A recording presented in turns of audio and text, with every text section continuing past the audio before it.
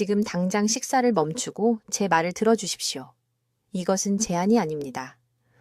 제가 지금부터 말씀드릴 내용은 지금 이 순간 여러분의 위장에서 조용히 시작되는 몇 주간의 고통스러운 소화기 고문으로부터 여러분을 구할 수 있습니다. 제 이름은 박수민 박사입니다. 저는 여기 서울에서 18년의 임상 경험을 가진 내과 전문의이며 서울대학교 병원과 강남에 있는 제 개인 병원에서 복잡한 소화기 질환을 앓는 9,000명 이상의 환자들을 치료해 왔습니다. 3년 전 제가 발견한 것은 음식 조합에 대해 제가 알고 있다고 생각했던 모든 것을 바꿔놓았고 왜 그렇게 많은 환자들이 그들의 삶의 질을 파괴하는 신비롭고 치료할 수 없는 염증으로 고통받고 있었는지를 설명해 줍니다. 설명하기 전에 이 질문에 솔직하게 답변해 주십시오. 지금 이 순간 배에 가스가 찬 느낌이 드십니까? 식사 후 위가 팽팽하거나 불편하게 느껴지십니까? 오후 2시나 3시쯤 설명할 수 없는 피로감을 경험하시는데 갑자기 완전히 기력이 빠지는 느낌이 드십니까?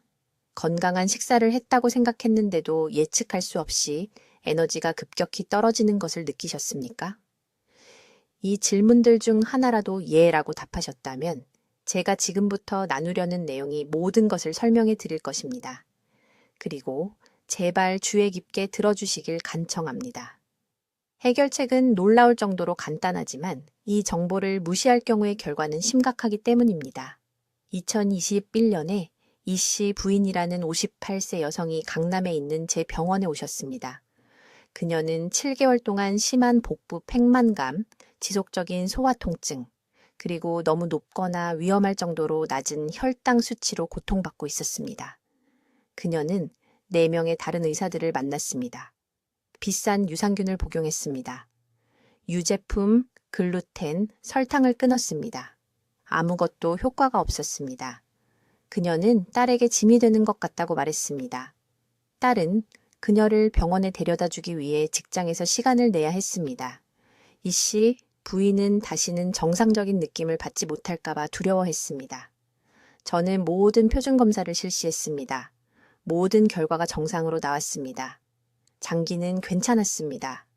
궤양도 없었습니다. 감염도 없었습니다. 하지만 그녀는 분명히 고통받고 있었고 염증 수치는 위험할 정도로 높았습니다. 저는 좌절했습니다.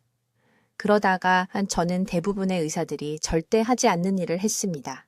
그녀에게 상세한 식사 일지를 보여달라고 요청했습니다. 무엇을 먹었는지 뿐만 아니라 정확히 언제, 어떤 조합으로 먹었는지를 보여달라고 했습니다. 그때 저는 그것을 발견했습니다.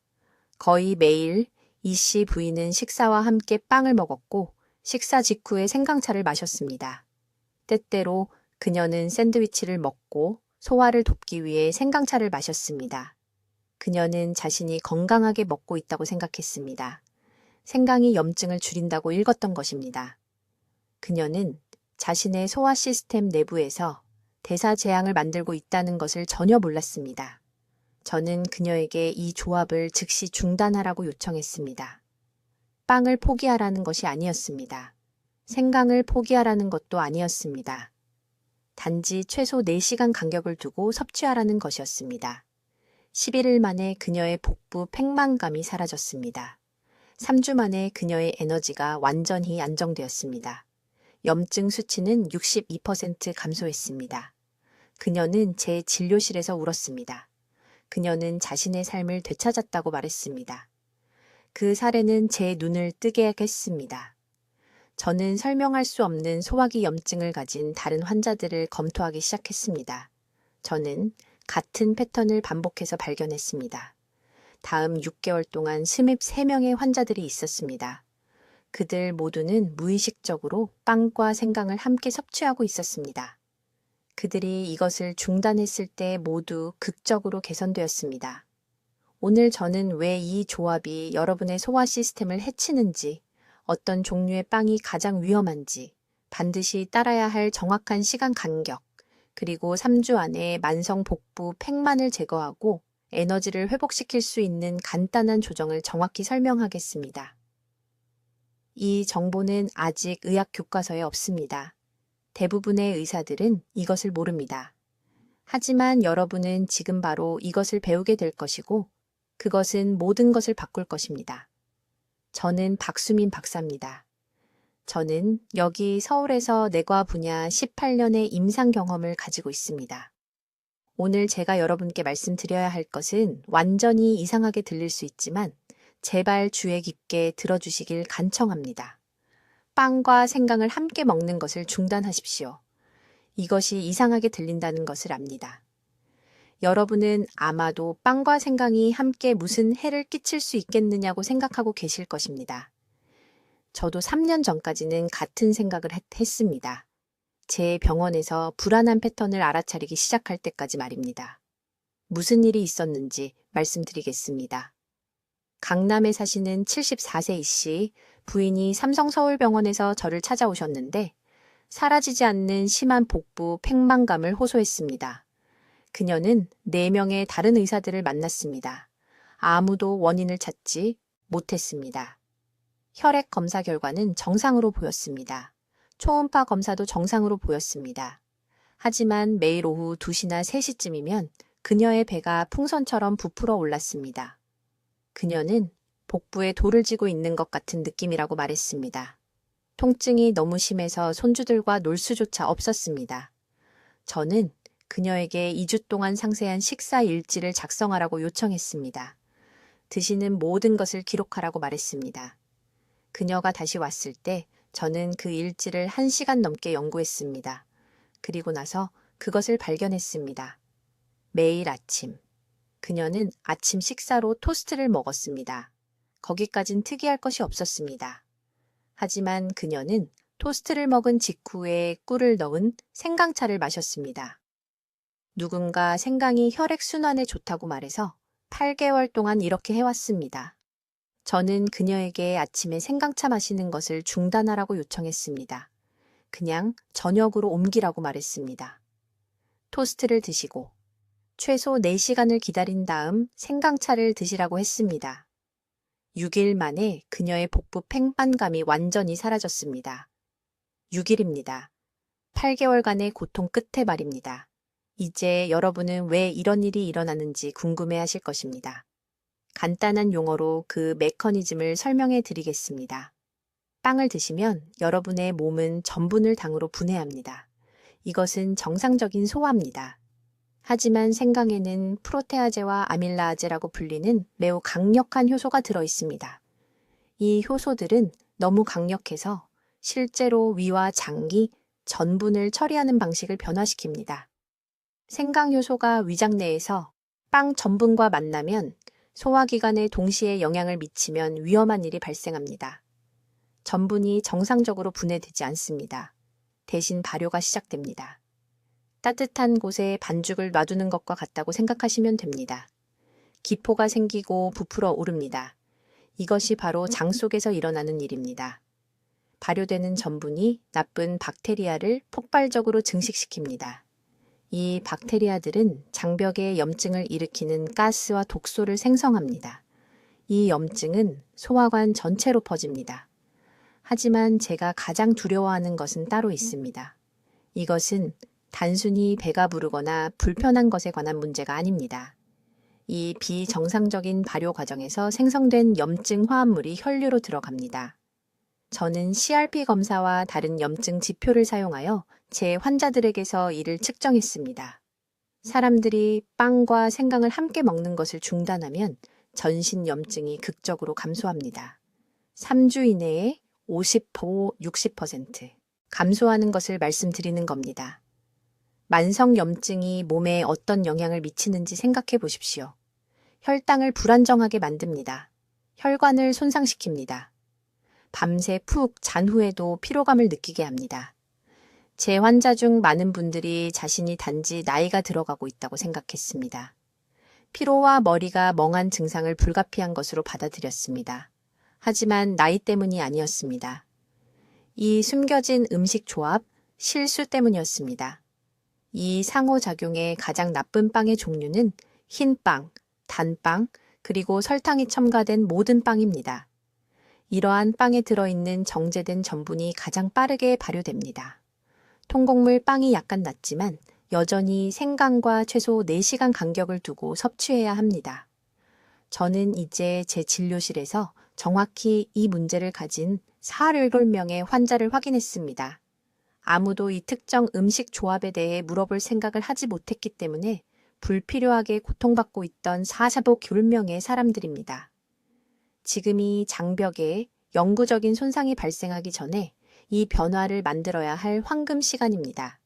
이제 빵과 생강을 함께 먹을 때 몸속에서 정확히 무슨 일이 일어나는지 설명해 드리겠습니다. 이것은 대부분의 의사들이 의과대학에서 배우지 못한 과학이며 저는 전체 그림을 이해하는데 12년의 임상 관찰이 걸렸습니다. 빵을 섭취하면 어떤 종류의 빵이든 침이 즉시 아밀라아제라는 효소를 사용하여 전분 분자를 분해하기 시작합니다. 이것은 정상입니다. 부분적으로 분해된 전분은 그 다음 위로 이동하여 산성 환경이 소화 과정을 계속합니다. 여기까지는 모든 것이 제대로 작동하고 있습니다. 하지만 위험은 여기서 시작됩니다. 생강이 동시에 소화기관으로 들어가면 강력한 효소 화합물을 방출합니다. 구체적으로 생강에는 진지베인이라는 단백질 분해 효소가 포함되어 있으며 진저롤과 쇼가올을 포함한 휘발성 오일도 함께 들어 있습니다. 이러한 화합물은 매우 생물학적으로 활성이 높습니다. 정상적인 상황에서 이러한 생강 효소는 유익합니다. 염증을 줄이고 메스꺼움을 완화하며 건강한 소화를 돕습니다. 그러나 이러한 생강 효소가 위와 소장에서 부분적으로 소화된 빵, 전분과 만나면 재앙적인 일이 발생합니다. 생강 화합물이 상부 소화관의 pH 균형을 변화시킵니다. 이 pH 변화는 저항성 전분 형성을 위한 완벽한 환경을 만듭니다. 쉽게 흡수되어야 할 빵 전분이 대신 저항성이 되어 소장을 완전히 소화되지 않은 채로 통과합니다. 다음에 일어나는 일을 주의 깊게 들으십시오.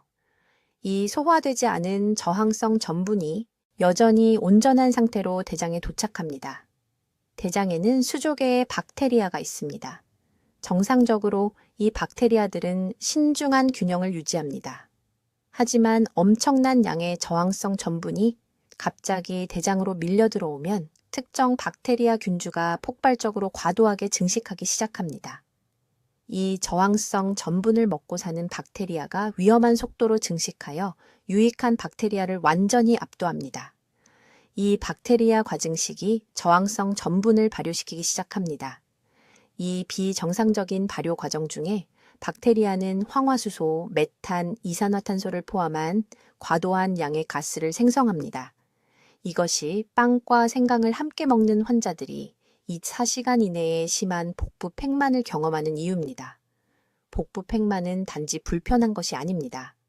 지금 당장 장 속에서 해로운 발효가 일어나고 있다는 눈에 보이는 신호입니다. 하지만 가스는 문제의 시작일 뿐입니다. 이 발효 과정에서 과증식된 박테리아는 또한 지질 다당류라고 불리는 염증성 화합물을 생성합니다. 이 독성 분자들은 장벽을 구성하는 세포를 손상시킵니다. 장벽을 지배벽과 같은 보호 장벽이라고 생각하십시오. 지질 다당류가 이 장벽을 분해하기 시작하여 미세한 구멍을 만듭니다. 이 상태를 우리는 장 투과성 증가라고 부릅니다. 장벽이 손상되면 소화관 내부에 머물러야 할 부분적으로 소화된 음식 입자, 박테리아, 독소가 혈류로 직접 누출되기 시작합니다. 면역 체계가 혈액 속의 이러한 외부 침입자를 감지하고 몸 전체에 공격적인 염증 반응을 시작합니다. 이것이 전신염증입니다. 모든 장기에 영향을 미칩니다. 관절이 아파집니다.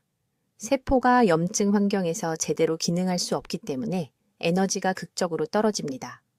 염증성 화합물이 인슐린 신호 전달을 방해하기 때문에 혈당이 불안정해집니다. 제 환자 중 많은 분들이 빵과 생강을 먹은 후 3-4시간 후에 지친 느낌이 든다고 보고했으며 이제 정확히 그 이유를 이해하셨을 것입니다. 저는 7개월 동안 지속된 만성 복부 팽만으로 강남에 있는 제 진료소에 오신 68세 환자 이 여사님을 치료한 후 이 패턴을 발견했습니다. 그녀는 4명의 다른 의사를 만났습니다.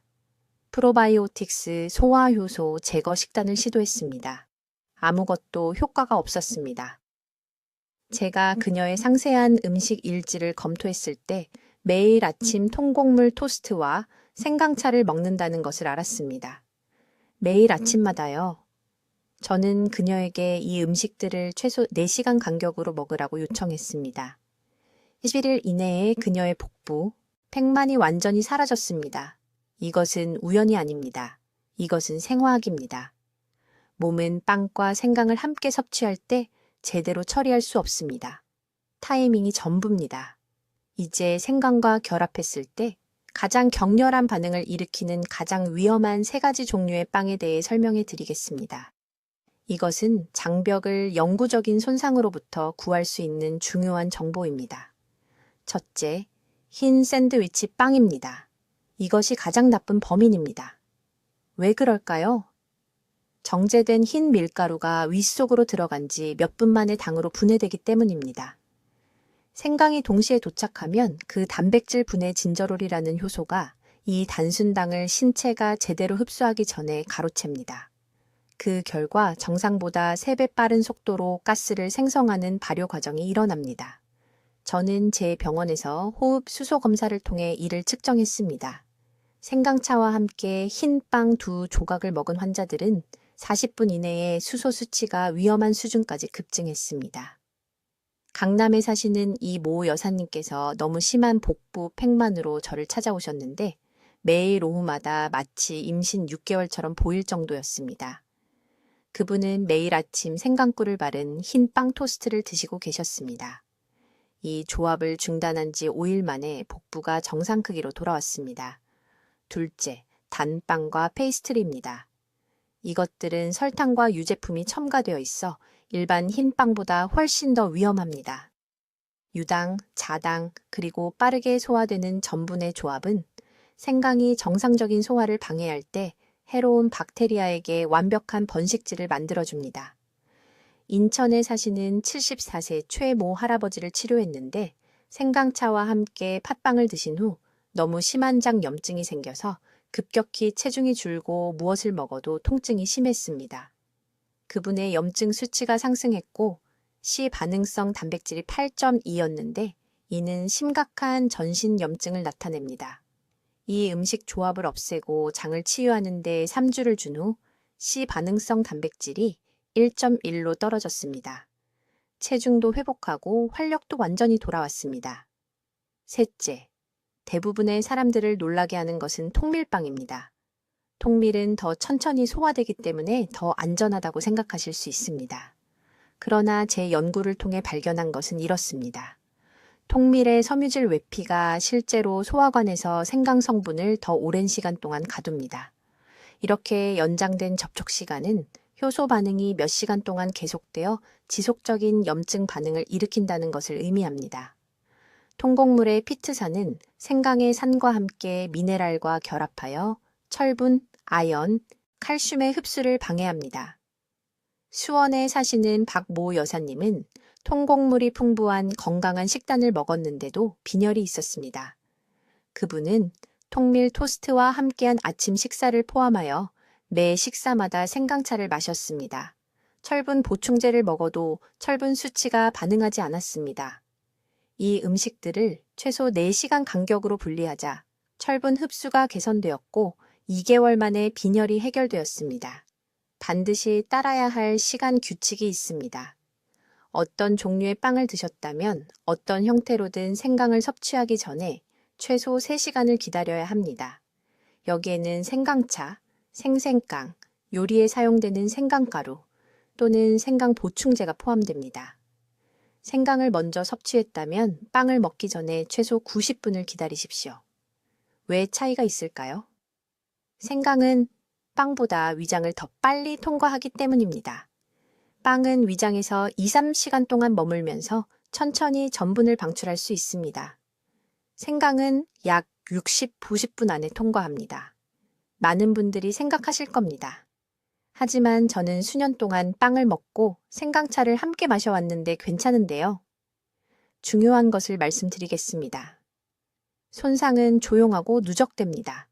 장 내벽은 3-5일마다 재생됩니다. 만성적인 저등급 염증은 적절한 재생을 방해합니다. 몇 달, 몇 년에 걸쳐 이것은 장 투과성 증가로 이어지는데 우리가 새는 장이라고 부르는 것입니다. 독소와 소화되지 않은 음식 입자가 혈류로 들어갑니다. 이것은 관절, 뇌, 심장, 신체의 모든 장기에 영향을 미치는 전신 염증을 유발합니다. 지금 복부를 만져보십시오. 배꼽 주변을 부드럽게 눌러보세요. 압통이 느껴지십니까? 그 압통이 바로 염증입니다. 그것은 이 위험한 조합을 즉시 중단하라고 애원하는 신체의 신호입니다. 이제 여러분, 제가 말씀드리려는 것을 아주 주의 깊게 들어주십시오. 이것은 여러분의 생명을 구할 부분입니다. 우리는 위험에 대해 이야기했고 메커니즘을 이해했지만 이제 여러분과 가족을 보호하기 위해 정확히 무엇을 해야 하는지 알아야 합니다. 첫 번째 중요한 규칙은 시간 간격입니다. 빵을 먹는 것과 생강을 섭취하는 것 사이에 최소 4시간을 기다려야 합니다. 완전히 4시간입니다. 3시간 50분이 아닙니다. 대략 4시간이 아닙니다. 정확히 4시간 이상입니다. 왜 이 숫자가 그렇게 구체적일까요? 서울 삼성의료원에서의 제 연구에서 생강 화합물의 효소 활성이 섭취 후 3시간 반 동안 소화관에서 높은 상태로 유지된다는 것을 보여주었기 때문입니다. 이 시간 동안 빵이 시스템에 들어가면 발효 과정이 즉시 시작됩니다. 해로운 박테리아 증식이 40분 안에 시작됩니다. 4시간을 기다림으로써 생강 효소가 완전히 대사되도록 하면 위험이 사라집니다. 하지만 제 환자들 대부분을 혼란스럽게 하는 것이 있습니다. 그들은 저에게 묻습니다. 박 원장님, 어떤 음식을 먼저 먹느냐가 중요한가요? 네, 엄청나게 중요합니다. 생강을 먼저 먹고 빵을 먹기 전에 4시간을 기다리면 위험이 약 70% 감소합니다. 하지만 빵을 먼저 먹고 생강을 섭취하면 최소 5시간을 기다려야 합니다. 왜 차이가 있을까요? 빵이 빈 위장에 들어가면 부분적으로 소화된 전분 입자로 장 내벽을 코팅합니다. 이 입자들은 장벽에 더 오랜 시간 동안 달라붙습니다. 나중에 생강이 도착하면 생강이 준비된 위장에 신선한 빵이 들어가는 것보다 이 달라붙은 전분 입자와 더 공격적으로 반응합니다. 어떤 빵이 가장 위험한지 더 구체적으로 말씀드리겠습니다. 정제 밀가루로 만든 흰 빵이 절대적으로 최악의 범인입니다. 강남에 사시는 68세 최모 할머니를 환자로 봤는데 9개월 동안의 원인 불명의 복통 후 제 병원을 찾아오셨습니다. 그분은 건강하다고 믿으며 매일 아침 토스트와 함께 생강차를 마셔왔다고 말씀하셨습니다. 장 염증 지표가 정상보다 5배나 높았습니다. 이 음식들을 5시간 간격으로 분리한 지 3주 만에 통증이 완전히 사라졌습니다. 놀랍게도 사워도우 빵은 40% 덜 반응합니다. 사워도우를 만드는 발효 과정이 생강 효소가 공격하는 많은 복합 전분을 미리 소화시킵니다. 통곡물 빵은 중간 정도로 위험하며 식빵과 사워도우 빵 사이에 해당됩니다. 쌀로 만든 빵과 대체 곡물로 만든 글루텐 프리 빵은 생강과 거의 반응하지 않습니다. 같은 날 두 음식을 반드시 먹어야 한다면 이런 선택지를 고르십시오. 그럼 양은 어떨까요? 양이 중요할까요? 절대적으로 중요합니다. 생강차 한 컵에는 표준빵 3조각까지 위험하게 반응할 수 있을 만큼의 진저롤 화합물이 들어 있습니다. 엄지손가락 크기만 한 작은 생생강 조각이 빵 2조각과 문제를 일으킬 수 있습니다. 말린 생강 가루는 실제로 더 농축되어 있습니다. 티스푼 반 분량만으로도 그 2배 크기의 생생강과 같은 반응 가능성을 가집니다. 제가 서울에 있는 모든 환자분들께 드리는 실용적인 일일 시간표가 있습니다. 아침 생강차를 좋아하신다면 아침 7시에 드십시오. 그러면 오전 11시 이후에 안전하게 빵을 드실 수 있습니다. 아침 7시에 빵을 선호하신다면 정고 이후까지 기다렸다가 생강 제품을 드셔야 합니다.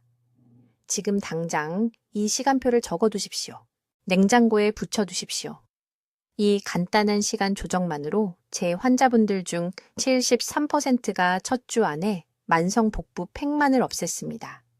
한 가지 더 중요한 경고가 있습니다. 많은 한국 반찬에 숨겨진 생강이 들어 있습니다. 김치에도 때때로 생강이 들어갑니다. 특정 찌개와 양념장에는 생강 페이스트가 사용됩니다. 모든 재료를 읽거나 식당에서 식사할 때 구체적으로 물어보셔야 합니다. 빵 먹는 시간은 완벽하게 지켰지만 점심 반찬에 숨어있던 생강 때문에 여전히 고생하는 환자분들을 봤습니다. 이제 빵과 생강 조합에서 가장 위험한 시간대에 대해 말씀드리겠습니다. 이것은 절대적으로 중요하며 대부분의 사람들이 이것을 완전히 잘못 알고 있습니다. 여러분이 할 수 있는 가장 최악의 실수는 빵 제품을 먹기 90분 전에 생강을 먹는 것입니다. 주의 깊게 들으십시오. 그 90분 동안 진저롤과 쇼가올이라는 생강 화합물이 소화기관에서 매우 활발하게 활동합니다. 이 효소들이 위와 상부 소장의 전체 산도 균형을 바꿉니다. 빵이 이렇게 변화된 환경에 들어가면 분자 수준에서 재앙적인 일이 발생합니다. 빵의 전분 분자는 보통 매우 특정한 순서로 분해됩니다. 먼저 침이 과정을 시작합니다. 그 다음 위산이 이어받습니다. 마지막으로 소장이 우리 몸이 안전하게 사용할 수 있는 단순당으로 분해를 완성합니다. 이것이 정상적인 과정입니다. 하지만 생강 효소가 존재하면 두 번째 단계에서 이 자연스러운 순서를 방해합니다. 빵 전분이 정상적인 분해 경로를 건너뛰고 대신 발효를 시작합니다. 네, 발효입니다. 장 속에서 말입니다. 이 비정상적인 발효는 우리 몸이 처리하도록 설계되지 않은 가스와 세균 독소를 생성합니다. 서울 삼성의료원에 있는 제 진료실에 심한 복부 팽만으로 똑바로 서지도 못하는 환자분들이 오시는 것을 봤습니다. 강남에 사시는 68세 이 모 여사님께서 3개월간의 원인 불명 소화 고통 후에 저를 찾아오셨습니다. 매일 오후 2시쯤이면 배가 풍선처럼 부풀어 올랐습니다. 찌르는 듯한 통증을 느꼈습니다. 가족과 저녁을 함께 먹을 수 없었습니다. 4명의 다른 의사를 방문했습니다. 모두 과민성 대장 증후군이라고 했습니다. 비싼 유산균을 처방받았습니다. 아무것도 효과가 없었습니다. 저는 그분께 한 가지 간단한 질문을 했습니다. 점심으로 무엇을 드십니까? 항상 건강한 점심을 드신다고 하셨습니다. 통밀빵으로 만든 샌드위치와 생강이 소화에 좋다고 들어서 생생강차 한 잔이었습니다. 바로 그것이었습니다. 숨겨진 독 조합이었습니다. 즉시 중단하라고 말씀드렸습니다. 일주일 만에 증상이 절반으로 줄었습니다. 3주 만에 완전히 사라졌습니다. 하지만 대부분의 사람들이 이해하지 못하는 것이 있습니다. 빵의 종류가 엄청나게 중요합니다. 식빵, 통밀빵, 사워도우빵, 각각 생강 효소와 다르게 반응합니다. 식빵이 실제로 가장 위험합니다. 왜일까요? 가장 높은 농도에 빠르게 소화되는 전분을 함유하고 있기 때문입니다. 이 전분들은 가공 중에 이미 부분적으로 분해되어 있습니다. 생강 효소를 만나면 발효 반응이 더 빠르고 더 격렬하게 일어납니다. 통밀빵은 약간 낮지만 여전히 위험합니다. 섬유질 함량이 반응을 늦추지만 멈추지는 못합니다. 사워도우 빵은 흥미롭게도 가장 낮은 위험을 나타냅니다. 준비 과정에서 이미 통제된 발효를 거쳤기 때문입니다. 전분 구조가 다릅니다. 하지만 사워도우조차도 생강을 먹은 후 90분 위험 구간 내에 섭취하면 안전하지 않습니다. 이제 여러분을 충격에 빠뜨릴 만한 것을 말씀드리겠습니다. 이 발효 과정은 단순히 복부 팽만과 가스만 일으키는 것이 아닙니다.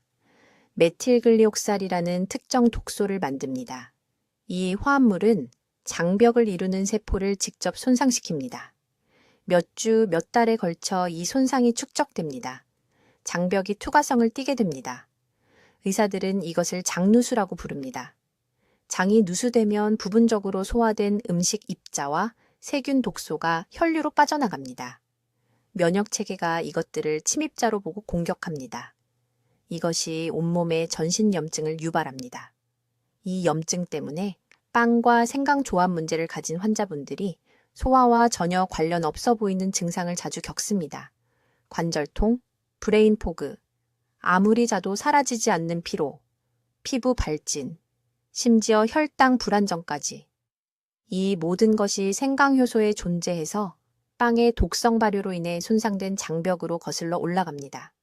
이 음식들을 함께 드셨다면 즉시 중단하셔야 합니다.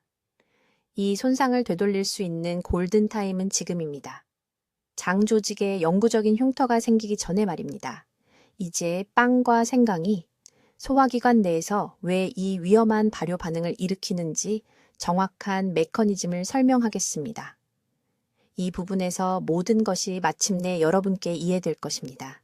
매우 주의 깊게 들으십시오. 이 과정을 이해하는 것이 오늘부터 드시는 모든 식사에 대한 생각을 바꿀 것이기 때문입니다. 빵을 드시면 몸은 즉시 침과 위의 효소를 사용해서 전분 분자를 분해하기 시작합니다. 이것은 정상적인 소화입니다. 전분은 소장을 통해 점진적으로 흡수되어야 하는 더 작은 당 단위로 분해됩니다.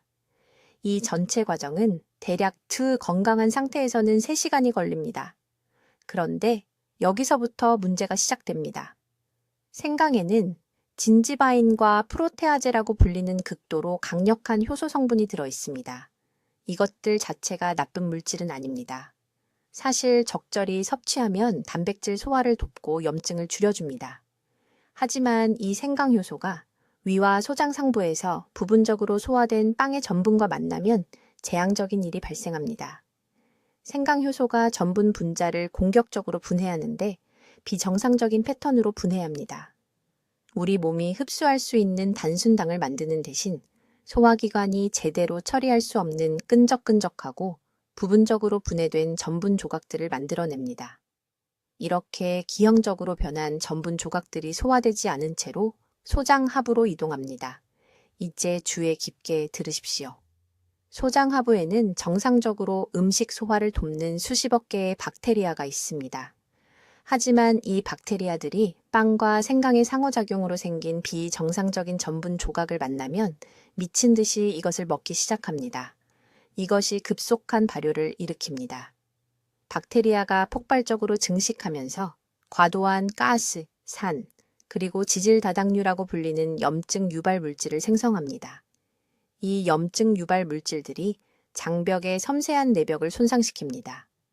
빵과 생강을 함께 먹은 후 단 3-4시간 만에 장 염증 지표가 40% 이상 급증할 수 있습니다. 저는 진료실에서 혈액 검사를 통해 이것을 반복적으로 측정했습니다. C 반응성 단백질 수치가 치솟습니다. 백혈구 수치가 증가합니다. 실제로 내부에서 공격을 받고 있기 때문에 우리 몸은 공격받고 있다고 생각합니다. 하지만 손상은 여기서 멈추지 않습니다. 이 발효 과정은 단세 지방산 불균형이라는 것도 만들어냅니다. 정상적인 발효는 장세포에 영양을 공급하는 부티레이트 같은 유익한 지방산을 만듭니다.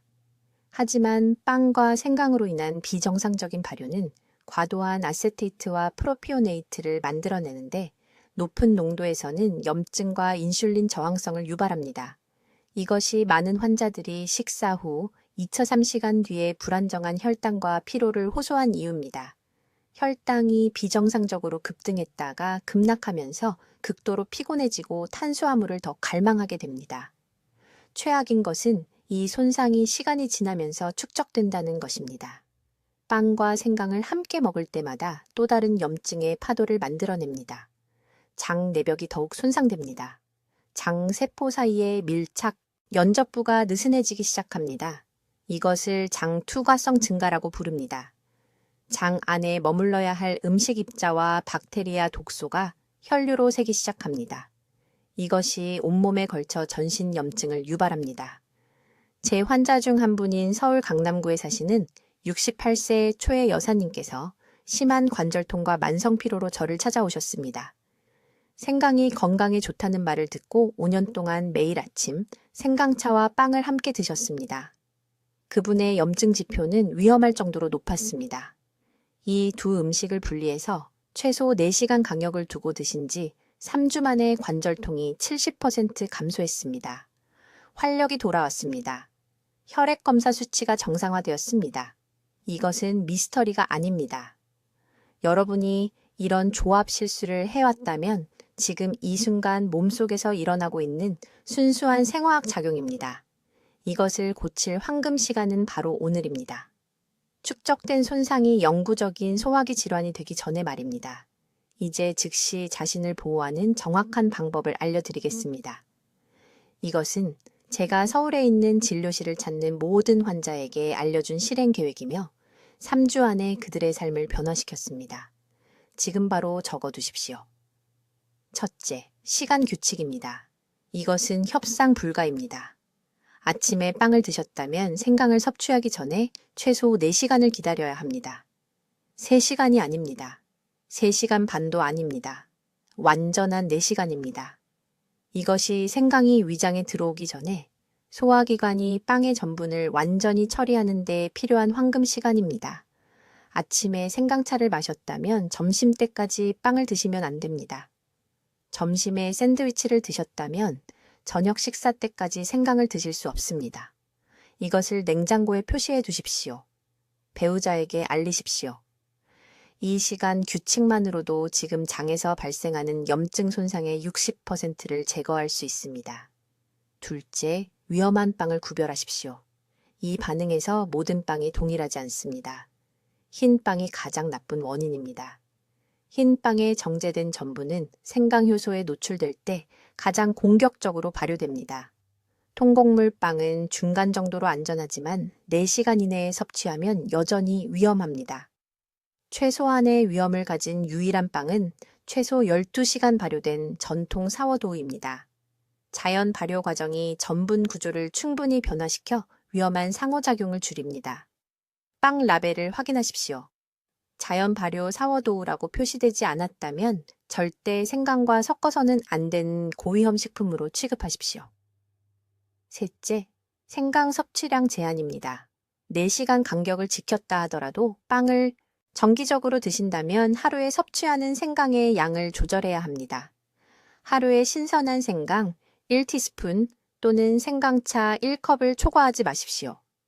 하루에 생강차 3컵을 마시는 것이 건강에 좋다고 생각한 환자들을 봤습니다. 그들은 장에 지속적인 염증 환경을 만들고 있었습니다. 많다고 좋은 것이 아닙니다. 1티스푼이 발효 연쇄 반응을 유발하지 않으면서 효능을 제공하는 치료적 최대량입니다. 넷째, 유산균을 전략적으로 섭취하십시오.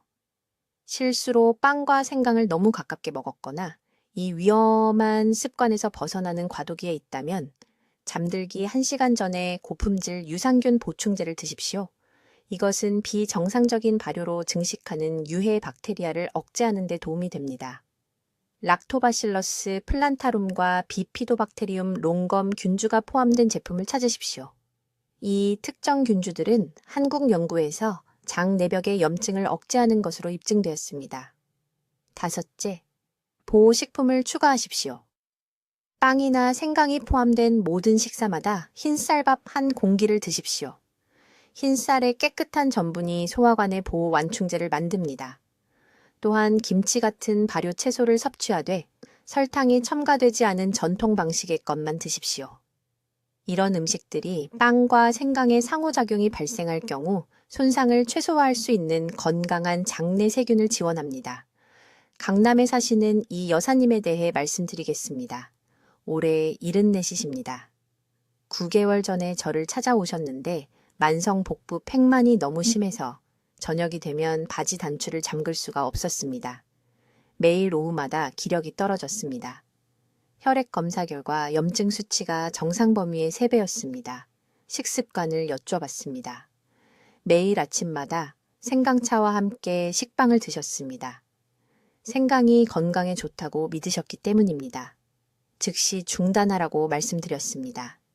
4시간 간격 규칙을 지키라고 했습니다. 3주 만에 복부 팽만이 사라졌습니다. 2달 만에 염증 수치가 65% 감소했습니다.